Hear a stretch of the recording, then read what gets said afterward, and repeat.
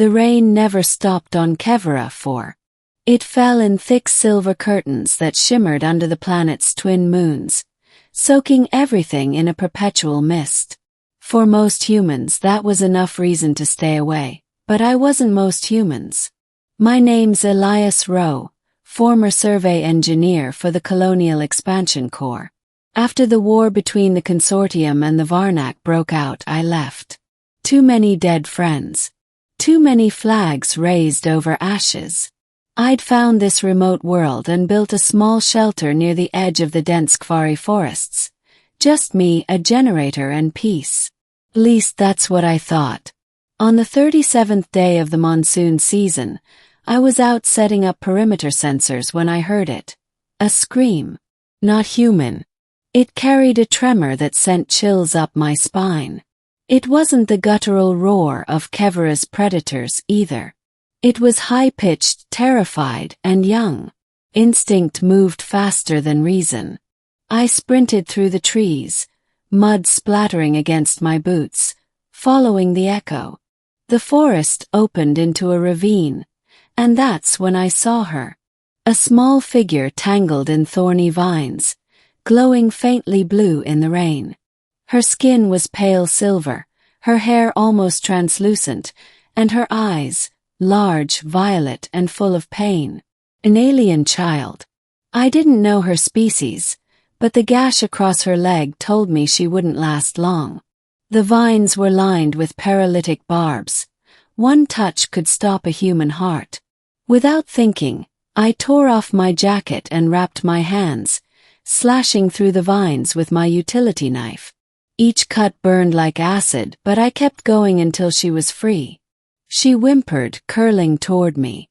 "Didara," she whispered, voice trembling. I had no idea what it meant, but the word made something in my chest twist. Hey, it's all right," I said softly, lifting her carefully. She was light, too light. "You're safe now." Her eyes fluttered as I carried her through the storm back to my shelter. Middle. I worked through the night, treating her wounds. Human medicine wasn't designed for alien biology, but basic principles held. Disinfect, stabilize, keep warm. By morning, she was asleep on my cot, wrapped in a thermal blanket. Her breathing steadied, her silver skin gleaming faintly in the light. For 3 days she stayed unconscious. I rationed my food, boiled more water than I'd ever used, and spent hours just watching her chest rise and fall. She looked fragile, like the slightest noise might shatter her. On the 4th day she woke. Her eyes blinked open, wide and curious, staring at me with both fear and wonder. She whispered something again. "Dara." I frowned. "I'm Elias." She tilted her head, clearly not understanding, then pressed her hand against her chest.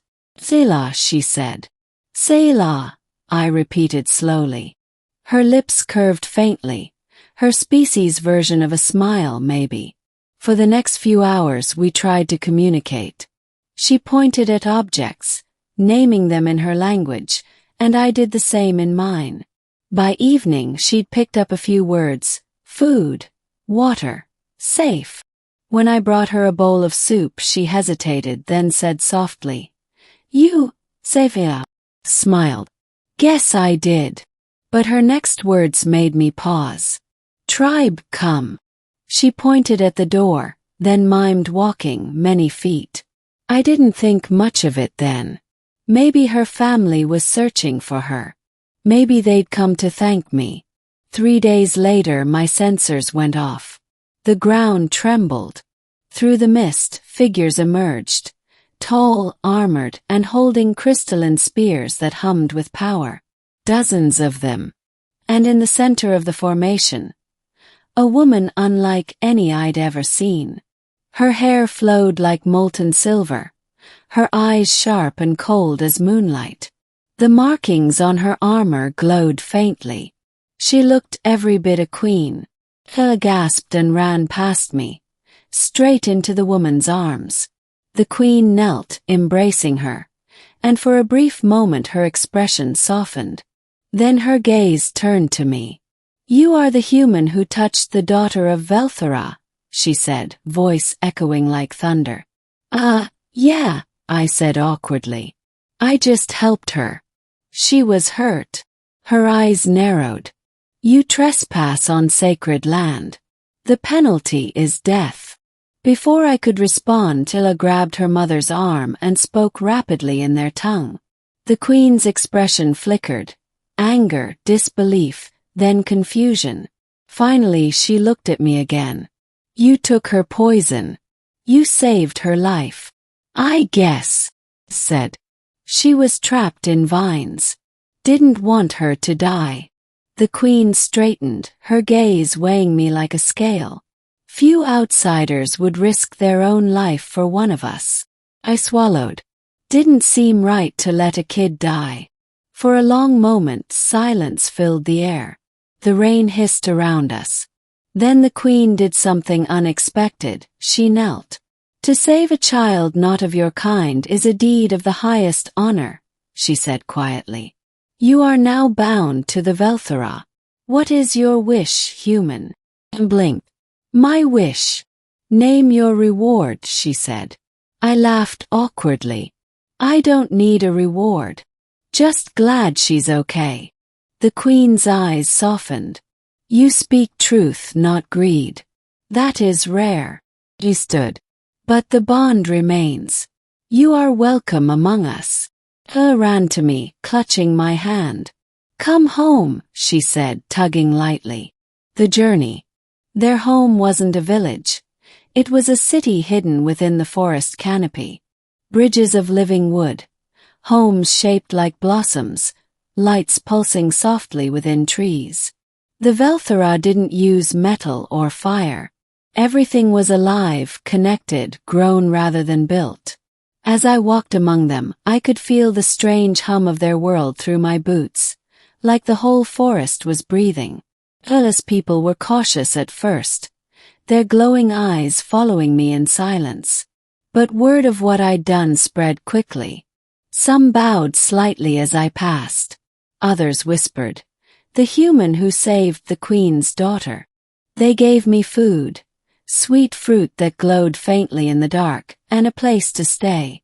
Over the next few days I learned more about their culture. The Velthara were bound by something they called the life weave, a network connecting every living thing. Touching one's life essence was sacred, and saving it created a permanent bond. That meant, in their eyes, I wasn't just Isila's rescuer. I was part of her life thread. Her mother, Queen Lyran, eventually explained, "When one's essence is saved by another, their spirits intertwine. You are now her kin, Elias Rowe." I didn't know how to respond. "Oh, I'm family." I beamed. "Brother," she said proudly, clutching my hand. I couldn't help but smile. Middle to end transition. But peace never lasted long on frontier worlds. One night, alarms blared through the forest. I ran outside to see dark shapes descending from the sky. Varnak raiders. Pirates who harvested living creatures for biofuel. Queen Lyran's guards prepared for battle, but their energy weapons were no match for orbital bombardment. I knew the signs. I'd fought the Varnak during the war. And I knew one thing. They wouldn't stop until they had what they came for. "They're targeting the life weave roots," I told Lyran urgently. "If they destroy that, the forest dies." The queen looked at me sharply. "You know their tactics too well." I picked up one of their crystalline spears, adjusting its energy core. "I can help you fight." She hesitated, then nodded. "Then stand with us, human of the life thread." The battle that followed was chaos, lightning, fire, and the screams of dying machines. The Velthara fought fiercely, guided by the pulse of the forest. I used my training to disable the raiders.